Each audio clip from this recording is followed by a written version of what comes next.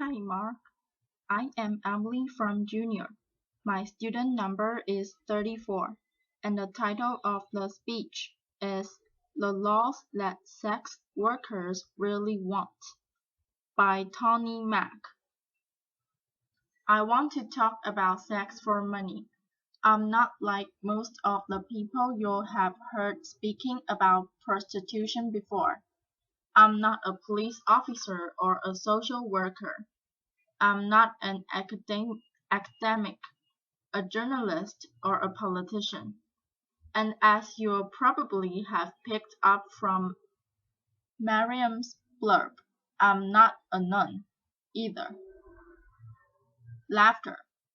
Most of those people would tell you that selling sex is degrading, that no one would ever choose to do it, that it's dangerous. Women get abused and killed. In fact, most of those people would say there should be a law against it. Maybe that sounds reasonable to you. It sounded reasonable to me until the closing months of 2009, when I was working two dead-end minimum wage jobs. Every month my wages would just replenish my overdraft. I was exhausted and my life was going nowhere. Like many others before me, I decided sex for money was a better option. Now don't get me wrong. I would have loved to have won the lottery instead, but it wasn't going to happen anytime soon, and my rent needed paying. So I signed up for my first shift in a brothel. In the years that have passed, I've had a lot of time to think. I've reconsidered the ideas I once had about prostitution. I've given a lot of thought to consent and the nature of work under capitalism. Capitalism. I've thought about gender inequality and the sexual and reproductive labor of women. I've experienced exploitation and violence at work. I've thought about what's needed to protect other sex workers from these things. Maybe you've thought about them too. In this talk, I'll take you through the four main legal approaches applied to sex work throughout the world and explain why they don't work, why prohibiting the sex industry actually exacerbates every harm that sex workers are vulnerable to. Then I'm going to tell you about what we as sex workers actually want. The first approach is for criminalization. Half the world, including Russia, South Africa, and most of the US, regulates sex work by criminalizing everyone involved. So that's seller, buyer, and third parties. Lawmakers in these countries apparently hope that the fear of getting arrested will deter people from selling sex. But if you're forced to choose between obeying the law and feeding yourself or your family, you're going to do the work anyway and take the risk. Criminalization is a trap. It's hard to get a conventional job when you have a criminal record. Potential employers won't hire you. Assuming you still need money, you'll stay in the more flexible informal economy. The law forces you to keep selling sex, which is the exact opposite of its intended effect. Being criminalized leaves you exposed to mistreatment by the state itself. In many places, you may be coerced into paying a bribe or even into having sex with a police officer to avoid arrest. Police and prison guards in Cambodia, for example, have been documented subjecting sex workers to what can only be described as torture, threats at gunpoint, beatings, electric shocks, rape, and denial of food. Another worrying thing: if you're selling sex in places like Kenya, South Africa, or New York, a police officer can arrest you if you're caught carrying condoms, because condoms can legally be used as evidence that you're selling sex. Obviously, this increases HIV risk. Imagine knowing if you're busted carrying condoms, it'll be used against you. It's a pretty strong incentive to leave them at home, right? Sex workers working in these places are forced to make a tough choice between risking arrest or having risky sex. What would you choose? Would you pack condoms to go to work? How about if you're worried the police officer would rape you when he got you in the van? The second approach to regulating sex work seen in these countries is partial criminalization, where the buying and selling of sex are legal, but surrounding activities, like brothel keeping or soliciting on the streets, are banned. Laws like this, we have them in the UK and in France, essentially say to us sex workers, hey, we don't mind you selling sex. Just make sure it's done behind closed doors and all alone. And brothel keeping, by the way, is defined as just two or more sex workers working together, making that illegal means that many of us work alone, which obviously makes us vulnerable to violent offenders. But we're also vulnerable if we choose to break the law by working together. A couple of years ago, a friend of mine was nervous after she was attacked at work. So I said that she could see her clients from my place for a while. During that time, we had another guy turn nasty. I told the guy to leave or I'd call the police. And he looked at the two of us and said, you girls can't call the cops. You're working together. This place is illegal. He was right. He eventually left without getting physically violent, but the knowledge that we were breaking the law empowered that man to threaten us. He felt confident he'd get away with it. The prohibition of street prostitution also causes more harm than it prevents. Firstly, to avoid getting arrested, street workers take risks to avoid detection, and that means working alone or in isolated locations like dark forests where they're vulnerable to attack. If you're caught selling sex outdoors, you pay a fine. How do you pay that fine without going back to the streets? It was the need for money that saw you in the streets in the first place. And so the fines stack up, and you're caught in a vicious cycle of selling sex to pay the fines you got for selling sex. Let me tell you about Mariana Popa, who worked in Redbridge, East London. The street workers on her patch would normally wait for clients in groups for safety in numbers and to warn each other about how to avoid dangerous guys. But during a police crackdown on sex workers and their clients, she was forced to work alone to avoid being arrested. She was stabbed to death in the early hours of October 29, 2013. She had been working later than usual to try to pay off a fine she had received for soliciting. So if criminalizing sex workers hurts them, why not just criminalize the people who buy sex? This is the aim of the third approach I want to talk about. The Swedish or Nordic model of sex work law. The idea behind this law is that selling sex is intrinsically harmful and so you are, in fact, helping sex workers by removing the option. Despite growing support for what's often described as the end demand approach, there's no evidence that it works. There's just as much prostitution in Sweden as there was before. Why might that be? It's because people selling sex often don't have other options for income. If you need that money, The only effect that a drop in business is going to have is to force you to lower your prices or offer more risky sexual services.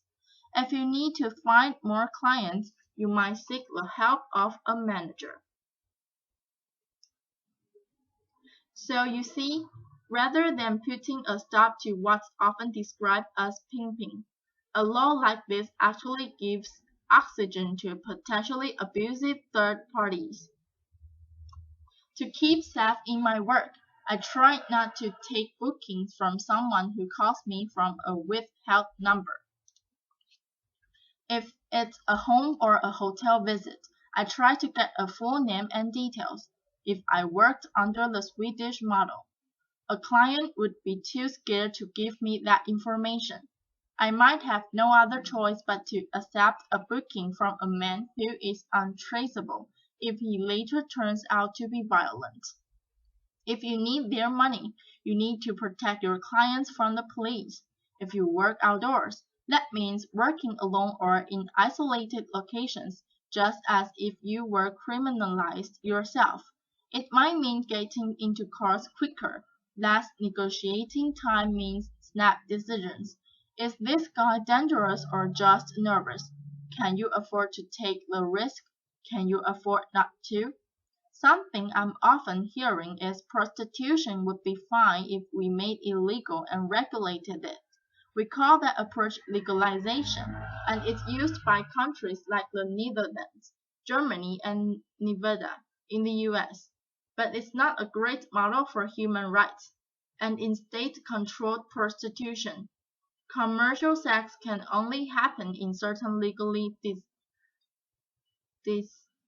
designated areas or venues, and sex workers are made to comply with special restrictions like registration and forced health checks. Regulation sounds great on paper, but politicians deliberately make regulation around the sex industry expensive and difficult to comply with. It creates a two-tiered system, legal and illegal work. We sometimes call it backdoor criminalization. Rich, well-connected brothel owner can comply with the regulations, but more marginalized people find those hoops impossible to jump through. And even if it's possible in principle, getting a license or proper venue takes time and costs money. It's not going to be an option for someone who's desperate and needs money tonight. They might be a refugee or fleeing domestic abuse. In this two-tiered system, the most vulnerable people are forced to work illegally, so they're still exposed to all the dangers of criminalization I mentioned earlier. So, it's looking like all attempts to control or prevent sex work from happening makes things more dangerous for people selling sex. Fear of law enforcement makes them work alone in isolated locations and allows clients and even cops to get abusive in the knowledge they'll get away with it. Fines and criminal records force people to keep selling sex, rather than enabling them to stop. Crackdowns on buyers drive sellers to take dangerous risks and into the arms of potentially abusive managers. These laws also reinforce stigma and hatred against sex workers. When France temporarily abroad in the Swedish model 2 years ago, ordinary citizens took it as a cue to start carrying out vigilant attacks against people working on the streets. In Sweden, opinion surveys show that significantly more people want sex workers to be arrested now than before the law was brought in. If prohibition is this harmful, you might ask, why it's so popular? Firstly, sex work is and always has been a survival strategy for all kinds of unpopular minority groups. People of color, migrants, people with disabilities, LGBTQ people, particularly trans women. These are the groups most heavily profiled and punished through prohibitionist law. I don't think this is an accident. These laws have political support precisely because they target people that voters don't want to see or know about. Why else might people support prohibition? Well, lots of people have understandable fears about trafficking. Folks think that foreign women kidnapped and sold into sexual slavery can be saved by shutting a whole industry down. So let's talk about trafficking. Forced labor does occur in many industries, especially those where the workers are migrants or otherwise vulnerable, and this needs to be addressed. But it's best addressed with legislation targeting those specific abuses, not an entire industry. When 23 undocumented Chinese migrants drowned while picking cockles in Morecambe Bay in 2004, there were no calls to outlaw the entire seafood industry to save trafficking victims. The solution is clearly to give workers more legal protections, allowing them to resist abuse and report it to authorities without fear of arrest. The way the term trafficking is thrown around implies that all undocumented migration into prostitution is forced. In fact, many migrants have made a decision out of economic need to place themselves into the hand of people smugglers. Many do this with the full knowledge that they'll be selling sex when they reach their destination. And yes, it can often be the case that these people, smugglers, demand exorbitant fees, coerce migrants into work they don't want to do, and abuse them when they're vulnerable. That's true of prostitution, but it's also true of agricultural work, hospitality work, and domestic work. Ultimately, nobody wants to be forced to do any kind of work, but that's a risk many migrants are willing to take. Because of what they are leaving behind, if people were allowed to migrate legally, they wouldn't have to place their lives into the hands of people smugglers. The problems arise from the criminalization of migration, just as they do from the criminalization of sex work itself.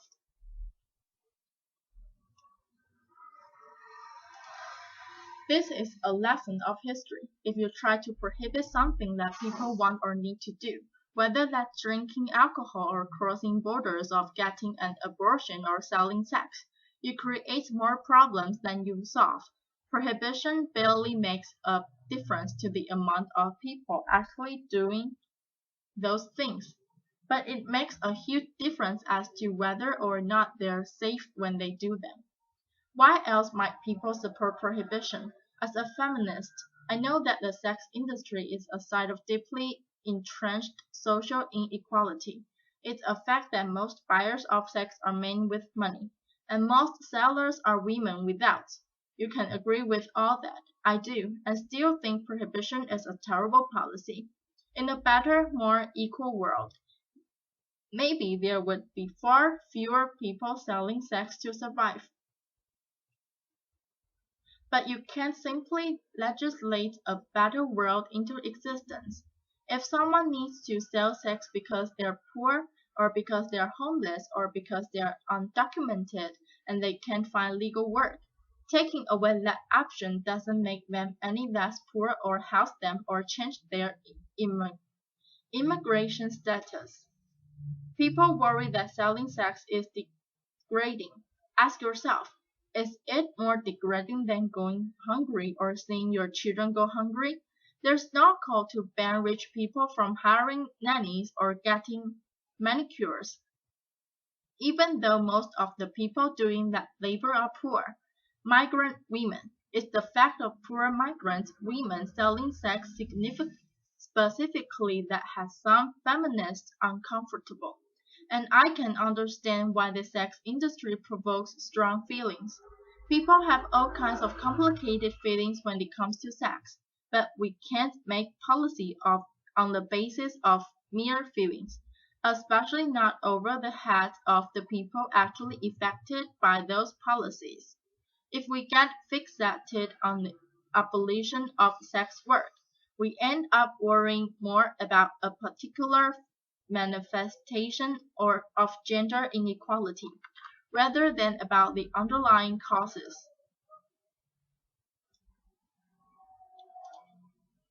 People get really hung up on the question, well, would you want your daughter doing it? That's the wrong question. Instead, imagine she's doing it. How safe is she at work tonight? Why isn't she safer? So we've looked at full criminalization, partial criminalization, the Swedish or Nordic model and legalization, and how they all cause harm. Something I never hear asked is, what do sex workers want? After all, we are the ones most affected by these laws. New Zealand decriminalized sex work in 2003. It's crucial to remember that decriminalization and legalization are not the same thing. Decriminalization means the removal of laws that punitively target the sex industry, instead treating sex work much like any other kind of work. In New Zealand, people can work together for safety, and employers of sex workers are accountable to the state. A sex worker can refuse to see a client at any time for any reason, and 96% of street workers report that they feel the law protects their rights. New Zealand hasn't actually seen an increase in the amount of people doing sex work,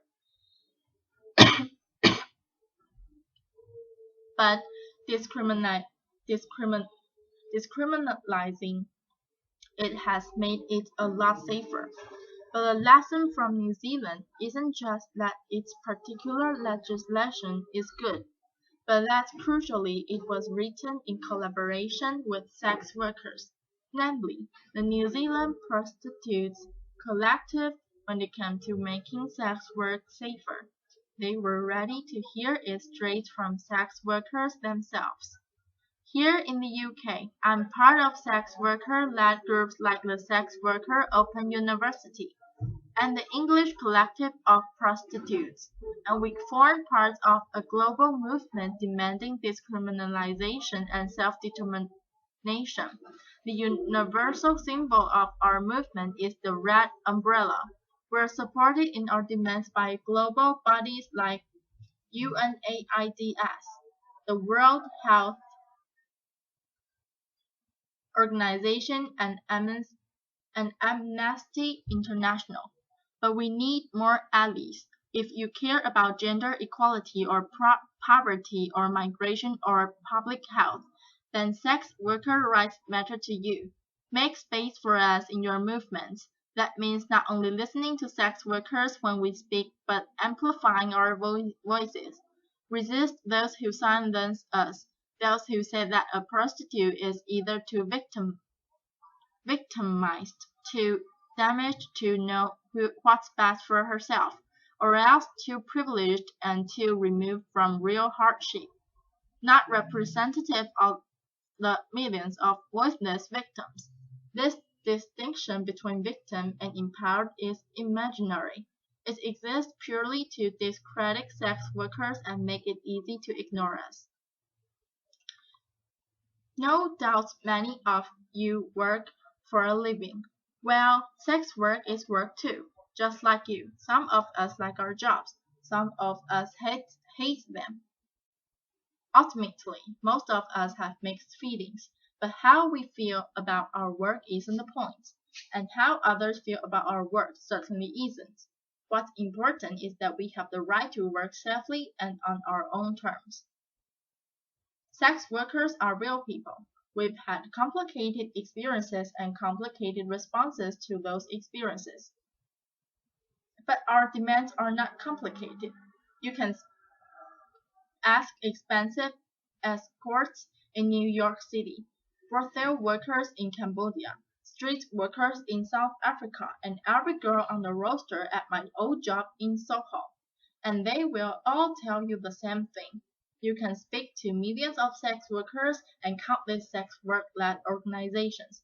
We want full decriminalization and labor rights as workers. I'm just one sex worker on the stage today, but I'm bringing a message from all over the world. Thank you. Applause.